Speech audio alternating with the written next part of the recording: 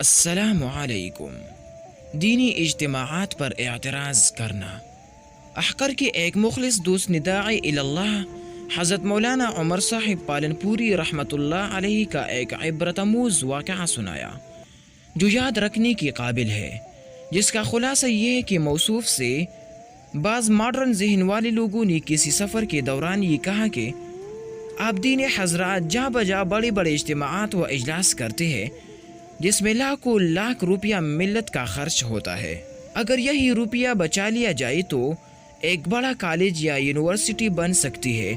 جس سے بہت سے مسلمانوں کا معاشی پیدا ہوگا۔ مولانا موصوف ان کی باتوں کو سنتے رہے اور جب وہ سب کہہ چکے تو ان سب سے مخاطب ہو کر پوری ایمانی جوش سے فرمایا کہ آج آپ لوگوں کو دین کی دعوت و تبلیغ و مدارس اسلامیہ میں کیے جانے والے خرچ پر اعتراض ہو رہا ہے، اور میں یہ کہتا ہوں کہ آج ملت کے افراد ایک بڑی مسلم آبادی والے شہر میں روزانہ ایک سنت رسول یعنی داڑھی کو منڈانے اور کتروانے پر جتنا پیسہ خرچ کرتے ہیں،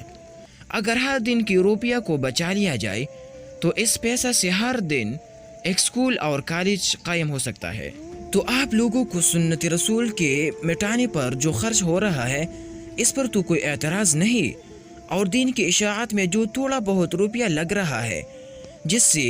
ہدایت و اصلاح کی کافی امید ہے، اس پر چین بجی ہے، کیا یہی آپ کے مسلمان ہونے کا تقاضا ہے؟ یہ جواب سن کر معترضین اپنا سامول لے کر رہ گئے۔ احقر عرض کرتا ہے دوستو کہ مذکور اعتراض چند لوگوں تک محدود نہیں بلکہ امت میں مستقل ایک ایسا طبقہ پیدا ہو چکا ہے جو اسراف و تبذیر اور فضول خرچی پر تو ایک لفظ زبان سے نہیں نکالتا، لیکن جہاں دین کے نام پر خرچ کی بات آتی ہے تو اس کے چہرے پر سلوٹی پڑی جاتی ہے۔ بلا شبہ یہ بھی نفاق کی ایک خاص علامت ہے، مگر اللہ کا دستور ہے کہ منافق خواہ کتنا ہی بخل کرے اور لوگوں کو دین کے لیے خرچ سے روکنے کی کتنی ہی ذہن سازی کرے، مگر یہ دین کا کام نہ کسی سے روکا ہے اور نہ کسی سے روکے گا، اور اللہ تبارک و تعالی اپنے خزانے غیب سے اس کی ضروریات کا تکفل فرماتے رہے ہیں اور تکفل فرماتے رہیں گے، چاہے منافقین کو اچھا لگے یا برا لگے۔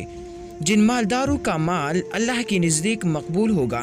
وہ اسی خیر کی جگہوں پر خرچ کی توفیق عطا فرمائیں گے، کیونکہ حدیث میں ہے کہ اللہ تعالیٰ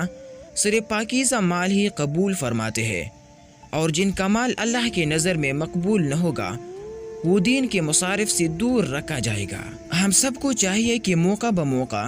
مذکورہ بالا علامات نفاق کی روشنی میں اپنی ذہن و دماغ کا جائزہ لیتے رہے اور پوری کوشش کرے کہ ہمارے اندر کوئی منافقانہ خصلت پروان نہ چڑھ سکے۔ اللہ تعالیٰ پوری امت کو نفاق کے اثرات سے پوری طرح محفوظ رکھے۔